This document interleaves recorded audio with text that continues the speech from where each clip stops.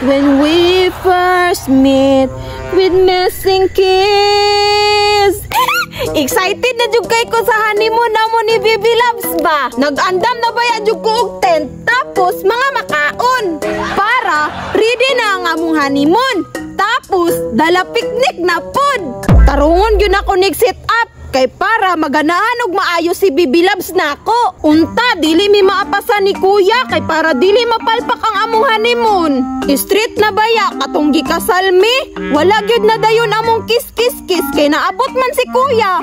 Pero karon gisure na gyud nako nga dili mi makita ni kuya kay ako man to siyang gilipat.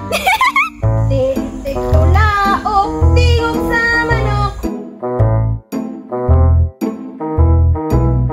Hala, nag-unsa man na siya dire.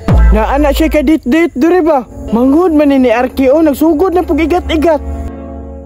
Dugayan ni Baby Loves, oy, ready na baya gid ang mga foods. Lami baya jud kaayo ni among pagkaon karon na ay funky, na ay marshmallow, tapos naa pa jud tambis nga lami kaayo. Tapos ang nakanindot sa tanan, ang kapayas kay paborito man ni Baby Loves. Baby Loves! Wow! Ganihar ka diha? Oo, Baby Loves, ganihara. Ali na, kay magkaon na ta. Flowers mo.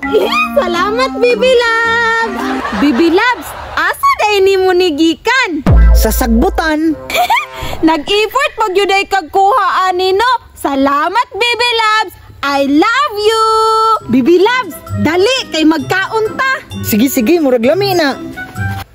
Kaon na ta, Baby Loves. Ngiti ko. Ikaw pag. Lami kayo na. Ay, magkang kapayas. Dito, gikat-kat na kung sa silingan.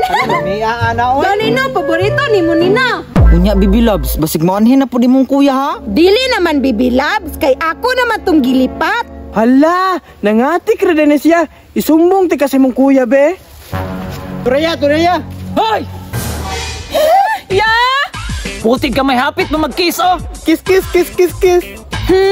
Ikaw, Berto ba? Ikaw nagsumbong, no? Bigaon. Ikaw ang bayana ka ba?